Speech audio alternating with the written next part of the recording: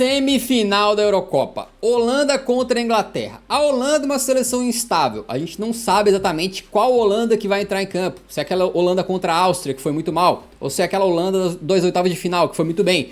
E a Inglaterra é uma seleção que, apesar dos nomes, vinha devendo o torneio inteiro. Mas a verdade é que hoje a Inglaterra jogou futebol. Não foi o jogo inteiro, mas jogou futebol, beleza? Da parte do nosso querido Southgate, ele veio pra campo com a formação mais ou menos que aqui ele vem utilizando, né? Só que com o Guéhi ali voltando na zaga no lugar do Konsa, certo? E o restante do time foi mantido, inclusive o Mainu, que jogou no meio campo mais uma vez, tão jovenzinho, né? Ele que foi aí, pegou banco no começo da Eurocopa, mas acabou ganhando a vaga durante a competição. Eu acho muito legal quando acontece isso com algum jovem que chega pra Eurocopa ali como se fosse ser uma terceira, uma quarta opção no meio campo. O cara chegou a ser banco do Gallagher. Negócio que me dá dor no coração só de lembrar. Mas agora conseguiu sua vaga. Enquanto na Holanda, do Koeman, ele manteve o time principal que vem jogando também, mas tirou o Bergwijn e botou o Malen na ponta ali. E o que aconteceu na partida, né, cara? O jogo começou e logo de cara meio que já foi definido como é que seria o panorama do restante ali, dos próximos minutos, porque com 7 minutos de jogo, o Xavi Simons chega na frente da área e meio que caindo, meio que escorregando na pauladaça, velho, manda num ângulo lá, quer dizer, não foi tão no ângulo, mas foi uma bola muito forte que o Pickford chega a tocar nela, mas ele não consegue tirar, né, um baita gol do Xavi Simons, que foi o primeiro dele, foi o primeiro, né? Foi sim, ele tinha marcado na fase de grupos, mas foi aquele gol que foi anulado contra a França por impedimento do Dumfries. E aí ele abriu o placar ali, cara, e eu pensei, é uma situação que a Inglaterra viveu contra... Meu Deus, cara, deixa eu ver se eu acerto. Eslováquia. Contra a Eslováquia. Mas vai ficar atrás do placar, não vai poder fazer aquele jogo modorrento deles, né?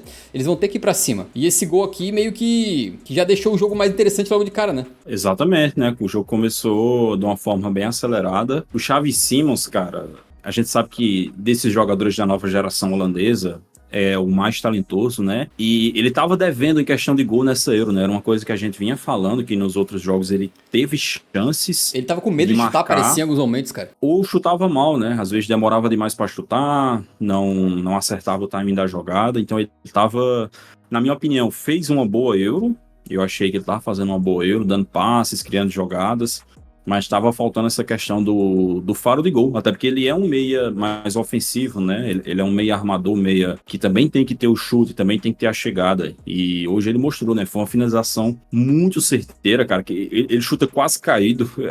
Tem a foto dessa finalização e ele parece que ele tá sentado assim, tá ligado? Parece o logo da Bundesliga que o cara tá chutando meio sentado assim. E o chute é muito na veia. Porém, cara, eu tenho que dizer que eu acho que se fosse um goleiro daqueles altos e bons, pegaria essa bola. Eu acho que o Pickford, ele ser um goleiro um pouco baixo para goleiro, ele não é uma pessoa baixa, mas ele é, para goleiro, ele é um pouco baixo. Você vê que ele toca ali na bola, mas acaba não conseguindo espalmar ela para fora, né? Então, acho que, por exemplo, se fosse um Courtois, se fosse um Neuer, se fosse esses goleiros com estatura, uma envergadura maior, eu acho que teria pegado essa bola. Mas, de qualquer forma, foi um chutaço. Um gol que parecia que iria desenhar o jogo mais para a Holanda, né? Porque é uma coisa que a gente já vinha falando, que a Holanda vinha fazendo uma Euro melhor do que a Inglaterra. É uma equipe que parecia mais bem preparada taticamente para a competição. Mas acabou acontecendo com a Holanda a mesma coisa que aconteceu com a França ontem, né, cara? Que é você não conseguir segurar a vantagem tempo bastante para você dominar o ritmo do jogo, né? O futebol, não só o futebol, acho que qualquer esporte em que qualquer esporte coletivo, às vezes é muito de questão de você controlar o ritmo. Você controla o ritmo do jogo, você tem muito mais condições de administrar uma vantagem. E a Holanda não conseguiu controlar o ritmo após sair na frente do placar e acabou perdendo essa vantagem muito rápido. Foi um lance fortuito, né, cara? A bola que vai pra área ali. E o nosso querido... na verdade, assim, o Saka puxou, chutou, no rebote o Kane mandou na lua uma bola anterior, né?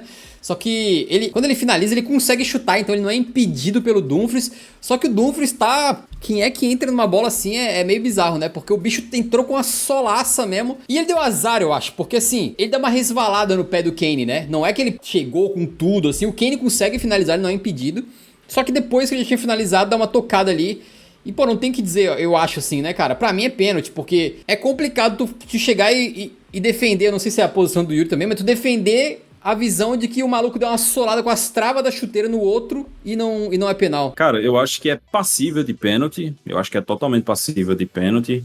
Porque o Dumfries ele vai com a sola, né? Se ele fosse com o pé em outra posição, de repente ele conseguiria impedir o chute do Harry Kane ou atrapalhar o chute do Ou Harry até, Kane. cara, se ele vai meio que com, digamos assim, se ele vai meio que com o peito do pé, era capaz do juiz interpretar que foi o Kane que chutou ele. Mas como é com a sola, cara, a sola é sempre um lance muito pesado, cara. Ele bota o colega de profissão em risco sempre, né? Então, porque assim, vamos trazer esse lance pra fora da área. Se fora da área, numa jogada dessa em que a bola tá alta, você for passar a bola e você consegue concluir o passe, mas depois o cara tá com a sola e você bate na sola dele, o juiz vai dar falta. Porque assim, a questão aqui não é a conclusão da ação. O quem conseguiu chutar a bola, conseguiu chutar. Mas aí depois tinha uma solona ali que acabou colocando a integridade física dele em risco. É o mesmo conceito. Tipo, não é porque você consegue passar a bola que o que vem, passar ou chutar a bola, que o que vem depois é totalmente anulado. Tipo assim, o cara vem dando uma tesouraça em mim dentro da área, mas eu consegui chutar. Aí depois ele quebra minhas duas pernas, então não é pênalti. Não é assim que funciona, cara. Exato. Se o cara vai numa jogada temerária e ele atinge você, por mais que você tenha conseguido concluir a sua ação, não vai anular a falta. Então, para mim, o Dumfries ele assumiu o risco quando ele levantou a sola do pé e o juizão foi chamado pelo VAR. E aí o Harry Kane bateu e foi bem bacana porque tinha esse gráficozinho das últimas batidas do Kane. Ele geralmente manda muito no canto, né, cara? A gente lembra daquele pênalti que o Kane perdeu na Copa do Mundo contra a França, mas a verdade é que ele é muito bom batedor de pênalti e ele geralmente manda na bochecha da bola. E essa bola aqui, cara, o Verbruggen pulou bem pra caraca. O Verbruggen é um goleiro alto também, com uma bela envergadura. Pulou no canto certinho, só que o Kane mandou muito no canto, cara. É muito difícil pegar aquela bola ali, né? Exatamente, né? Eu costumo dizer que a gente hoje em dia no futebol mundial, a gente tem dois tipos de batedores de pênalti, né? Que é o batedor que espera a ação do goleiro para definir e o batedor que define o local que vai bater independente da ação do goleiro.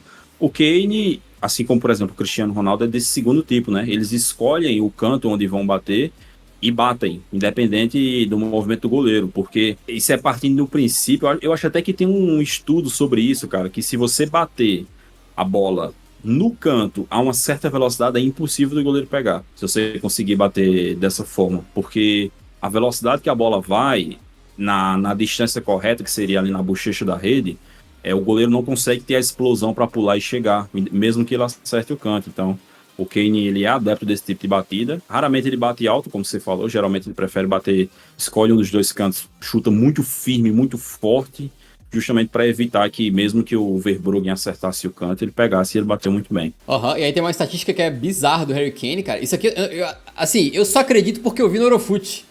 Beleza? Que tem credibilidade. Maior artilheiro dos mata-matas de Eurocopa na história, o Harry Kane agora. Não é possível isso aqui. Sério? Que a Euro é uma competição muito esquisita. Eles esteve desde os anos 60 desde e todos os recordes dela são muito pequenos. Sim. Tipo assim, o maior artilheiro da história é o Cristiano com 14 gols, né? Por exemplo, o Cristiano tem 17 gols em uma só edição de Champions, né? Se você for trazer para isso. O maior assistente da história é o Cristiano com 7, que também é um número muito pouco, tanto que o Lamine Yamal já está em quase na metade, em apenas uma edição. E o maior artilheiro dos mata-matas é o Kane com 6. Então, geralmente, os recordes da Euro são muito pequenos em termos de números absolutos. E o Kane, o principal aí é o fato de que ele tem 7 gols em Euro e apenas um foi na fase de grupos, né? 6 foram na fase de nocaute, né? Ele marcou 4 gols na fase de nocaute em 2021. Foi 1 contra a Alemanha, 2 contra a Ucrânia e 1 contra a Dinamarca. E agora, nesta Euro, ele marcou no mata-mata 1 contra a Eslovênia na prorrogação e 1 contra a seleção da Holanda. Então, o Kanezão aí da Márcia, muito bem sucedido em fase de nocaute da Euro. Acho que isso não muda o fato de que a Euro dele é abaixo do esperado, né? Uma Euro que em muitos momentos ele ficou muito isolado, mal pegou na bola, por causa do coletivo da Inglaterra também, mas, de qualquer maneira, o cara tá ali. Eslováquia. Meteu 2 de bola rolando. O quê? Era Eslováquia, não era Eslovênia. Eslováquia. Meteu 2 de bola rolando, meteu 1 de penal agora e tá com 3, é um dos artilheiros conjuntos da Eurocopa. Aliás, tomara que alguém faça um 4º gol, porque, cara, imagina tu ficar se referenciando a quem que foi o artilheiro da Eurocopa 2024. É uma lista de uns 6 jogadores. É chato, espero que tenha alguém que se isole ali, que aí fica melhor, cara. Mikal Tadze, Harry Kane, Jamal Musiala, Ivan Schranz, O Schranz. Dani Olmo e Cody Gakpo. 1, 2, 3, 4, 5, 6 artilheiros. Nossa, muito Aí eu chato tenho isso, agora. cara. Muito E chato. dois deles vão jogar a final. O Harry Kane e o Dani Olmo. Então, se um deles marcar, Sou Daniel pode desde conseguir a pequeno. artilharia isolada. E, cara, logo depois que a Inglaterra faz o gol de pênalti, acontece um lance incrível, né, cara? Porque, cara, é um lance que o Mainu, que fez uma grande partida, na minha modesta opinião, né? Um craquinho de bola, esse guri. Ele vai levando pelo meio campo, bota pro Foden. E o Foden, cara, esse Foden é uma jogada muito esquisita que ele vai meio que... Ele vai carregando, pensei umas 1000 vezes que ele ia perder a bola, que ele ia ser desarmado, que o goleiro ia sair. Mas ele carrega até o último momento, o Verbruggen sai, ele chuta por debaixo das pernas do Verbruggen. Vai fazer o gol, ia ser um golaço inclusive, tá? E o Dumfries aparece bem em cima da linha, mete o pezão nela e realmente não entrou. Na hora os jogadores pediram gol e tal, mas tem a tecnologia da linha do gol, né? Não vibrou o reloginho do juizão lá. Mas, cara, foi um lance assim muito determinante, né? Que o Dumfries salvou. Vai lembrar que o Dumfries tinha feito o pênalti uns 5 minutos antes, né? E logo depois também que acontece isso aqui, é loucura, porque o Dumfries estava em todas no jogo, né? Ele faz o pênalti, salva esse gol em cima da linha, depois ele perde uma bola na defesa pro Foden, que a Holanda acaba conseguindo recuperar, mas quase que o Foden sai na cara do gol, e um pouquinho depois ele manda uma bola no travessão, né? No escanteio que vai na área, ele sobe de cabeça e manda no travessão. Mas eu não sei se tu concorda comigo, cara, só que é o seguinte, eu achei que pela primeira vez nessa Eurocopa eu vi a Inglaterra jogar bola. Jogaram bem. Cara, o primeiro tempo foi divertido, né? Teve bola na trave pros dois lados, teve gol pros dois lados, teve várias chances. E a Inglaterra teve essa chance aqui, teve alguns outros momentos, cara. Teve aquela bola que deixaram aquele espacinho pro Foden na frente da área. Nossa, aquele espacinho que o Foden tá virando um mestre de punir o time que deixa aquele espacinho. Ele virou e mandou na forquilha. Foi linda aquele chute do Foden. Quase que ele manda na gaveta, né? Depois tem mais uma bola que também abre mais um espacinho, ele manda no cantinho e pega. Então a Inglaterra tava produzindo, cara. E pela primeira vez na Eurocopa eu tava vendo uma Inglaterra que tava ofensiva, tava indo pra cima, né? Tava conseguindo criar chances, tava mandando bola na trave, tava mandando bola perto. Foi uma Inglaterra que pela primeira vez nessa Eurocopa me convenceu. E pela primeira vez eu não achei que tava injusto o placar. Eu achei que os caras fizeram por merecer. Inclusive, acho que o primeiro tempo, se fosse falar de justiça, entre aspas, assim, a Inglaterra teria que sair do primeiro tempo com 2-1, né? Eles muito melhores. A Holanda chegou a equilibrar um pouquinho o jogo só no final do primeiro tempo, até por uma questão contextual, porque o Memphis ele lesiona. Aí o Ronald Koeman, ele é obrigado a tirar o Memphis, ele não bota o Weghorst, né? Ele bota mais pra frente ali o nosso querido Malen, bota o Xavi Simons um pouco mais pra frente e traz o Veerman pro time no lugar do Memphis. E aí isso acaba povoando um pouquinho mais o meio campo, que eu acho que até ajudou a Holanda naquele momento. Mas acabou o primeiro tempo com 1-1. Eu já tava assim achando que só naqueles 45 minutos já era o melhor jogo da Eurocopa pela Inglaterra, né? Da Inglaterra na Eurocopa. Foi sim. Concordo totalmente. Foi o melhor jogo deles. Eles foram evoluindo nessa Euro, né? Os dois primeiros jogos são podres. Aí o terceiro jogo entra o Mainu no time titular e continua podre. Aí contra a Eslovênia, eles atingiram o ápice da podridão. Pior que o terceiro, acho que é o Gallagher, se eu não tô enganado. O terceiro jogo. Foi? Posso estar errado, mas acho que é. Recordando aqui. Mas enfim. Aí contra a Eslováquia, a terra dos eslavos, eles atingiram o ápice da podridão ali, podridão escarlate da Inglaterra, e depois disso contra a Suíça eles fizeram um bom jogo, na minha opinião, e hoje fizeram um ótimo jogo, eu acho. O segundo tempo deu uma caída, mas eu acho que no geral conseguiram fazer um jogo muito bom, né? Eles estavam dominando totalmente a Holanda ali na segunda etapa. Uma característica desse time na Inglaterra é justamente isso, né? Eu vejo muita gente falando que eles, sempre conseguem um gol. Pegaram o gol de bicicleta com o Bellingham nas oitavas, o gol do Saka de fora da área, e agora o gol de pênalti do Kane para reagir ao gol da Holanda. E é justamente aí que faz a diferença os grandes jogadores que a Inglaterra tem, né, cara? Porque você tem ali muitos jogadores muito bons, de um nível absurdo, e que são muito acostumados a grandes momentos, são muito acostumados a estarem sempre disputando título, disputando jogos decisivos nos clubes, né? A gente tá falando aqui de, por exemplo, o Bellingham é um cara do Real Madrid, o Saka é do Arsenal, que tem disputado aí o título inglês com o City desde a temporada 22-23. O Harry Kane nem se fala, é um dos grandes atacantes do futebol mundial, já tem 10 anos, então são todos caras muito grandes que são acostumados a saber reagir quando o contexto do jogo pede, né? E hoje, cara, esse primeiro tempo, você tava falando, eles tiveram 63% de posse de bola e tiveram 1,12 de XG contra 0,15 só da Holanda. A Holanda teve um XG muito baixo, porque ela cria a chance com Não é nem uma chance, né? Porque o gol do Xavi Simons, ele é um chutaço de fora da área, não é uma chance clara de Sim, gol, o né? XG dele era minúsculo naquele gol ali, por exemplo. É igual do Lamine Yamal, por exemplo, que Isso. o chute do Lamine Yamal de ontem tinha 2% de chance só de ser gol, que acabou entrando. Então a Inglaterra acabou realmente fazendo o primeiro tempo muito bom. E o Coleman teve que fazer alguns ajustes na segunda etapa, por isso que o jogo acabou ficando mais amarrado. Logo no segundo tempo, cara, o Koeman, a gente elogiou ele algumas vezes aqui por não ter medo de fazer algumas mudanças, né? Ele tirou o Malen, botou o Weghorst, botou o Weghorst logo no segundo, no comecinho já iniciando o segundo tempo assim, né? O Southgate... Isso, essa questão também, né? Porque boa parte da estratégia da Holanda nessa Euro era com o Memphis em campo. Tanto que o Memphis, ele quase nunca era substituído, foi titular em todos os jogos. Então, eu acho que essa lesão do Memphis com 30 e poucos minutos quebrou muito ele, né? Porque ele já teve que voltar com o Weghorst, ele nem pôde guardar o Weghorst para ser arma secreta nos 15 minutos finais ali, sabe? Então acho que isso aí acabou também dando uma prejudicada nos planos da Holanda. O Southgate tirou o Trippier, né, que mais uma vez estava jogando naquela função de lateral esquerdo, ou quase meia esquerda, ponto esquerda quando a Inglaterra tá com a bola, e botou o Luke Shaw. E uma coisa que eu vi também nesse jogo que eu não tinha visto em outros jogos da Inglaterra na Eurocopa, pelo menos não muito, né, é o Kane saindo para buscar jogo, cara, uma coisa que ele faz muito bem, e ele tava muito paradão nessa Euro, né, muito lá dentro da área enfiado, às vezes lá um poste desgraçado. Teve um jogo, tu lembra de um jogo que teve uma estatística que ele pegou na bola, sei lá, uma vez no primeiro tempo, uma parada assim. Foi bizarro, né? Mas hoje ele tava saindo. Tava saindo mais pra buscar a bola, tava conseguindo se movimentar. E o segundo tempo, cara, foi bem abaixo do primeiro em nível de futebol jogado das duas seleções, né? Mas teve uma grande chance pra Holanda, que foi quando o Veerman cruzou, a bola passou por todo mundo, chegou no Van Dijk. E o Van Dijk, até agora eu não consegui entender se foi ele que tocou, se foi o zagueirão, mas me parece que foi meio que uma canelada do Van Dijk em direção ao gol. E aí o Pickford caiu e pegou. Ter goleiro brabo é pra isso. Goleiro de nível mundial é pra isso. Quando chega no momento, tu precisa. Jogada meio esquisita, né? A bola meio que bateu no Van Dijk, meio que no susto. Mas foi uma boa defesa do Pickford. Foi uma boa defesa. Diferente do que o Pedro Silveira vive dizendo, né? Ele é um goleiro que tem suas qualidades. E no final das contas, cara, a Holanda tava levando mais perigo na maior parte do segundo tempo, né? A gente tem aqui esse gráficozinho de perigo de gol do SofaScore. Vocês podem ver essa partezinha verde aqui, é a Holanda, né? Então a Holanda tava rondando mais a área e tal.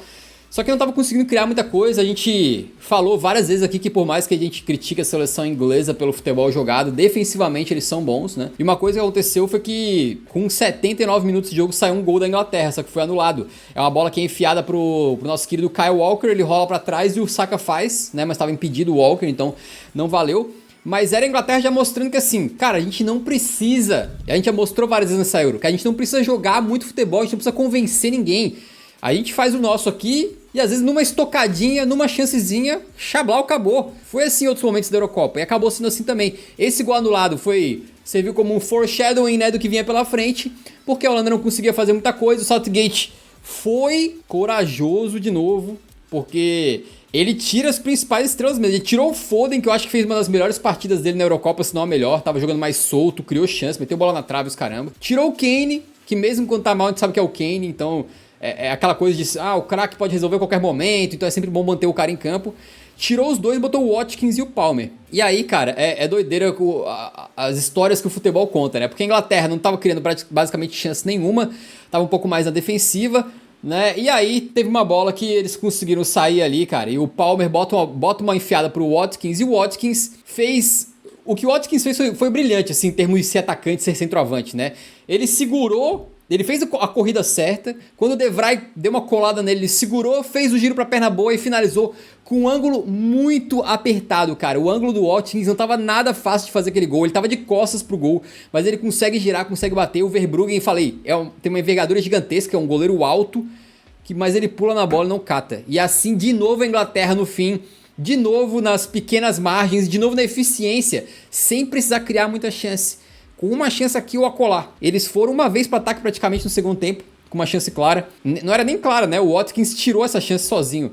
Inclusive, a gente tem um dado aqui, cara, que é maluco. O pessoal do XG, Philosophy lá, disse que essa chance do Watkins tinha 0.06 de XG. Tinha o De Vrij na frente dele, tava longe do gol. Então, é uma Inglaterra altamente eficiente. Uma coisa que a gente cobrou da França, né? Que finaliza. Ou finalizava, já foi embora para casa. E não conseguia fazer gol. A Inglaterra às vezes parece o contrário, né? Eles chutam menos, criam menos chances, mas uma vez ou outra eles chegam eles não perdoam, cara. E assim com o gol do Watkins, com assistência do Palmer, justamente os dois que vieram do banco aos 80 minutos ali colocados pelo Southgate, a Inglaterra fez 2-1. E depois a Holanda até, cara, foi bizarro, porque a Holanda meteu um monte de atacante em campo, mexeu tudo pro último minuto, e eles não conseguiram nem meter um chuveirinho na área, cara. Esses caras trocando bola lá atrás, chuveiraram, eu não sei quem é que chutou, que tentou chuveirar, mandou o chuveiro no meio do caminho, nem foi lá na área, nem foi perto do gol. Mandou então, o chuveiro. A Holanda não conseguiu botar pressão nenhuma, não conseguiu fazer nada nesse último 1 minuto, 2 que eles tiveram ali. E aos trancos e barrancos, mas dessa vez, na minha opinião, com merecimento, acho que a Inglaterra fez o melhor jogo deles na Eurocopa. O segundo tempo foi fraco, mas em geral, em média, o jogo foi bom. E dessa vez, acho que eles venceram o jogo com mérito e vão para a final da Eurocopa, cara. Tudo aquilo que eles não construíram, né, durante a competição inteira, eles conseguiram agora lavar a alma. A ponto de já tem gente elogiando a Inglaterra já, amigo. Já tem gente elogiando a Inglaterra. Mas assim, eu queria também dizer, cara, que com a Holanda deu azar de ter um árbitro horrível para esse jogo. Nosso querido Felix Zweier, que é um árbitro que já tem uma história um pouco estranho, né? Mas o principal questionamento acerca dele estar, né, apitando essa semifinal do Euro não é nem quanto a essa questão do histórico. É porque ele é ruim, é porque ele é um árbitro péssimo, cara, que atrapalhou o jogo a partida inteira e ainda por cima, como eu falei, ele quis fazer aquela ação de o árbitro que eu aqui não vou me arriscar, vamos logo para a prorrogação e vocês que se virem. Deu 2 minutos de acréscimo numa semifinal de Euro, que assim, não é... Se você disser assim, mas foi um segundo tempo que não aconteceu nada, não teve falta, não teve substituição, não teve nada, mas não é. Cara, só pelas faltas e substituições, você já não pode dar só 2 minutos de acréscimo. Aí o cara deu 2 minutos de acréscimo pra tentar se livrar e encerrar logo o jogo, e no primeiro minuto saiu o gol do Watkins. Aí a Holanda, ó, tinha nem tempo de reagir, se lascou. O juiz que o Yuri falou que tem um histórico e tal, é bom falar com todas as letras, né? Ele participou de um escândalo de corrupção na arbitragem, que ele aceitou suborno lá na Alemanha pra ajudar a manipular um resultado. O maluco se meteu nessa por 300 euros, né? E aí depois ele acabou ajudando as investigações, ajudou a deflagrar o sistema de corrupção de arbitragem lá que estava rolando em divisões inferiores da Alemanha. Na Copa da Alemanha ele pegou uma suspensão de alguns meses, mas como esse caso já faz muitos anos, depois ele voltou a treinar, voltou a apitar, e foi crescendo. Hoje é um dos árbitros mais importantes da Alemanha, atuou em Copa do Mundo, agora está atuando em semifinal da Eurocopa. Apitou Borussia Dortmund e Bayern de Munique naquele jogo em que o Bellingham sai falando, porra, como é que botaram um árbitro aqui que já foi pego em esquema de corrupção na arbitragem, mas o cara tá lá. Né? Eu até acho que, enfim, todo mundo tem... Ele pagou supostamente, né? Ele passou pelo processo lá, foi pra justiça, teve que cumprir tempo fora, etc. Ou seja, ele passou pela punição, né? Então o cara se cumpriu aí o que o sistema judiciário falou pra ele cumprir, tem o direito de se reabilitar, voltar a trabalhar. Mas sempre fica aquela pulga atrás da orelha, né? E hoje não acho nem que ele tentou entregar o jogo para um lado para o outro, não tô querendo nem botar a credibilidade dele em questão nessa partida, mas a arbitragem é muito ruim. Teve umas faltinhas que ele marcou que era um negócio bizonho, assim, cara, que era um árbitro fraco, né? Parecia que em alguns momentos, assim, a quem gritasse mais ali com ele marcava, tinha umas coisas assim, né? Pô, e irritante também, pô. Tinha jogada que ele demorava uns 5 segundos para marcar a falta, pô. Pelo amor de Deus, apita logo essa merda se tu acha que foi falta. Escanteio invertido, bola que claramente o John Stones joga pra escanteio, o cara dá tiro de meta e ainda dá cartão amarelo pro Van Dijk porque ele reclamou. Pelo amor de Deus, cara. A UEFA tem que selecionar melhor esses caras que vão apitar em semifinal em semifinal de Euro, semifinal de Champions também, com a competição da UEFA. Não dá pra colocar um camarada desse pra apitar na semifinal de Euro, cara, desculpa. Era um jogo com potencial incrível, um jogo que tava muito bom no primeiro tempo, mas que a arbitragem estraga, cara. A arbitragem, pô, teve outra jogada que foi extremamente irritante, cara, que ele deu o famoso perigo de gol. O cara vai cobrar escanteio, a bola nem saiu direito do escanteio, ele já apita e para o jogo, cara. Nossa, árbitro com síndrome de estrelinha, tá ligado? Cara, árbitro que faz isso pra mim, ele quer chamar a atenção. Ó, aqui, eu que mando aqui nessa não vai cobrar escanteio não que eu já vou dar falta. Chato pra semifinal de Euro, peraí. Com isso, Inglaterra na final, a gente acabou escolhendo como Man of the Match o querido Kobbie Mainoo, né? Jogou muita bola aí, realmente. Esse guri é muito talentoso, cara. Ajuda muito o meio campo da Inglaterra. Ele consegue fazer a ligação muito bem de ataque e defesa. É um guri que não tem medo, parece que não sente pressão. E defensivamente é muito bom também, né? Então tem todos os méritos aí. A UEFA acabou entregando o Man of the Match pro Watkins. Justo também, porque assim, mal pegou na bola, mas enfim, jogou 9 minutos, ele entrou e fez o gol da classificação. Então...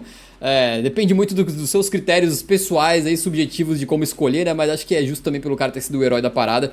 Ele que fez esse gol aqui.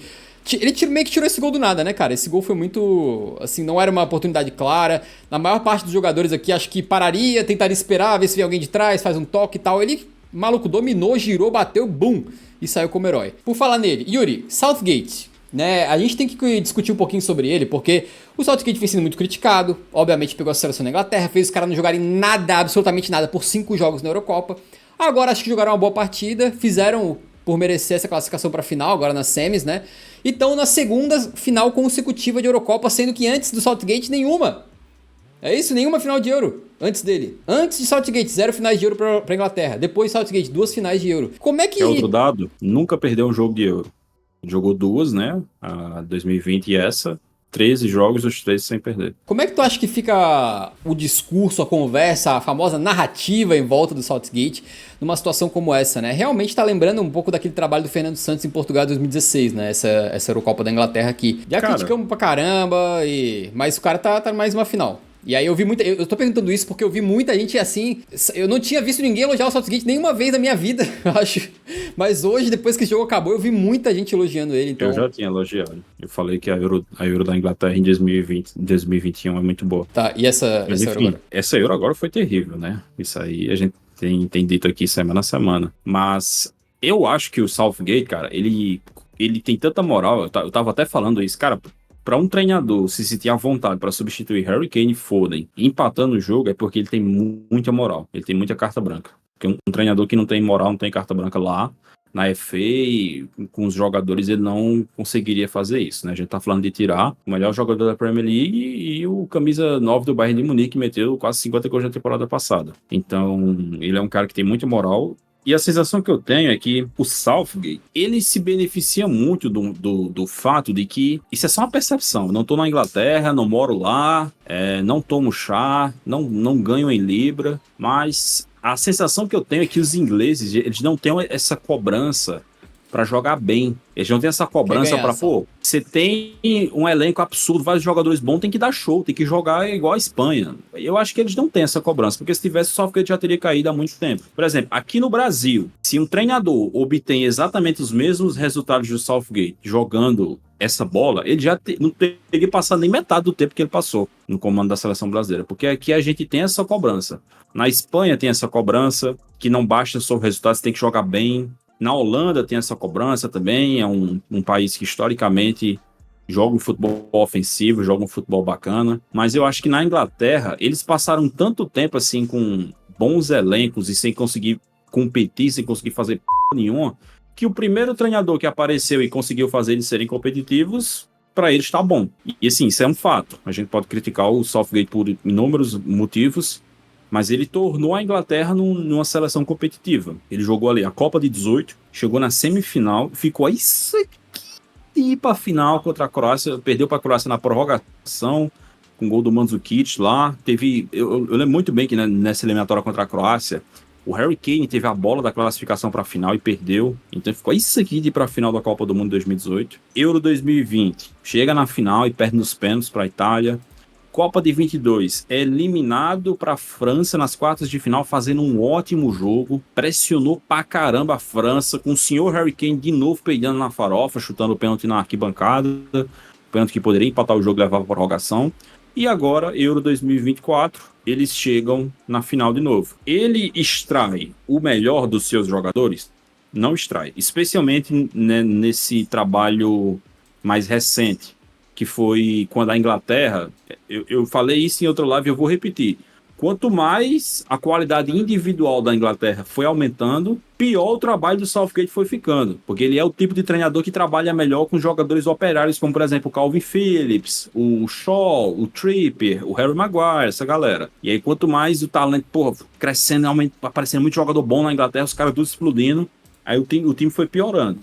Mas o fato é que seguiu sendo competitivo. Eu falei aqui algumas vezes durante o Eurocopa Cast dessa Euro. A Inglaterra joga mal contra time pequeno, contra seleção pequena, só que consegue competir. E ela joga mal contra seleção grande e também consegue competir. Porque muitas vezes a gente pensa, se a Inglaterra quase foi eliminada pela Eslovênia, Eslováquia, é óbvio que vão ser eliminados para a Suíça, que é uma seleção melhor. Mas eu dizia, não vai porque a Inglaterra leva o jogo para lama. A Inglaterra, ela não joga bem, mas ela também não deixa o adversário jogar bem. Então, assim, ninguém jogou bem contra a Inglaterra nessa Euro também. A Sérvia não jogou, Dinamarca não jogou, a Eslovênia não jogou, a Eslováquia não jogou. É sempre aquele jogo truncadaço, é tranca, é muito duelo físico, muita porrada e o negócio não flui, por isso que os jogos ficam tão ruins. A Suíça não conseguiu jogar, a Holanda não conseguiu jogar. Assim, ela pode até não jogar bem, mas por ter essa capacidade de ser competitiva, de conseguir igualar as partidas de uma forma ou de outra, ela também não deixa o adversário jogar bem. E aí, quando as duas não jogam bem, vai estourar no lado de quem? Do adversário, porque a Inglaterra tem os jogadores melhores. Então, assim, sai o Memphis na Holanda, entra o Weghorst. Sai o Kane na Inglaterra, entra um cara que tem 27 gols e 13 passes para gols na temporada no Aston Villa, que é o Ollie Watkins. Sai o Foden e entra o Cole Palmer, que é o jogador inglês com mais participações em gols na temporada inteira, depois do Kane. Jogador inglês na Inglaterra, né, digamos assim. Então, assim, é muito talento, é muito jogador bom, e quando as coisas ficam niveladas, geralmente o talento acaba resolvendo. Beleza, Southgate é isso, né, cara? Acho que, de qualquer maneira, pro bem ou pro mal, ele vai ficar marcado na história da seleção inglesa como um treinador que foi muito bem sucedido. Resultados podem não ter vindo da melhor maneira, podem não ter encantado, podem não ter convencido, mas os resultados vieram. Não veio nenhum título ainda, mas futebol de seleções é muito disputado, só pode ganhar uma. Acho que o fato do Dalit não ter vencido nenhum título com a Croácia, por exemplo, não diminui a dimensão do trabalho do Dalit na Croácia, assim como o fato do Southgate não conseguir nenhum título por enquanto, né? Não diminui o fato de que ele conseguiu levar essa seleção longe.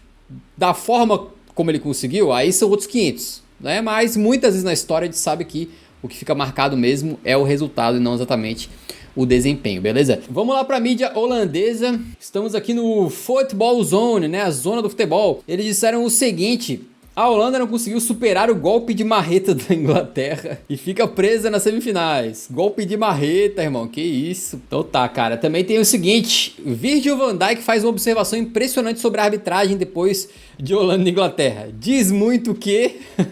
3 pontinhos. O clickbait chegou na Holanda. Meu Deus. Mas bom, eles estão dizendo que o árbitro foi direto para... Acabou o jogo, o árbitro correu pro vestiário e ele disse que isso fala muito sobre a atuação dele, né? Eu acho que a arbitragem foi ruim e não vou dizer que ela foi determinante no resultado, mas de fato, como a gente comentou, inverteu faltinhas, deu faltinha boba, atrapalhou em vários momentos, né? Foi uma arbitragem ruim na minha modesta opinião aí. Também temos essa manchete que diz o seguinte: Kraj, que é um comentarista, né? Holandês lá, incrédulo após a eliminação da seleção. Mortalmente doente. Todos estão gravemente... doentes. Que isso, cara? O que aconteceu? Tem um vírus rolando lá na seleção que a gente não tá sabendo? O que houve? Doente como o inferno. Todos doentes. Também chegamos no AD da Holanda lá. O Koeman falou: eu tirei o máximo dessa seleção. Tu acha que o Koeman tirou o máximo dessa seleção? Acho que sim. Quer dizer, é difícil você dizer o máximo, porque sempre tem um treinador capaz de fazer um trabalho melhor. Mas eu não esperava mais do que isso, eu juro a você. O Koeman é um treinador ok, ele não é um treinador horrível e também não é um treinador top. É um treinador ok, e de um treinador ok com esse elenco da Holanda, eu esperava exatamente isso. Eles foram bastante competitivos durante o torneio. O Koeman testou muitas coisas diferentes, né, muitos ataques diferentes, mexeu bastante na equipe durante o torneio para tentar encontrar a melhor formação e ficaram assim, ficaram isso aqui de ir para uma prorrogação podendo chegar a uma final. Então, sei lá, cara, não tem mais o que dizer não. Eu acho que a Holanda fez uma Eurocopa interessante, tá? Não foi brilhante, né? Mas teve alguns momentos muito bons. E se eu puder fazer um elogio pro Koeman, é que ele foi corajoso, cara. Durante a Eurocopa inteira ele mudou, tentou, fez substituições cedo quando achou que era necessário, tirou o camarada lá no primeiro tempo, o Verman, né?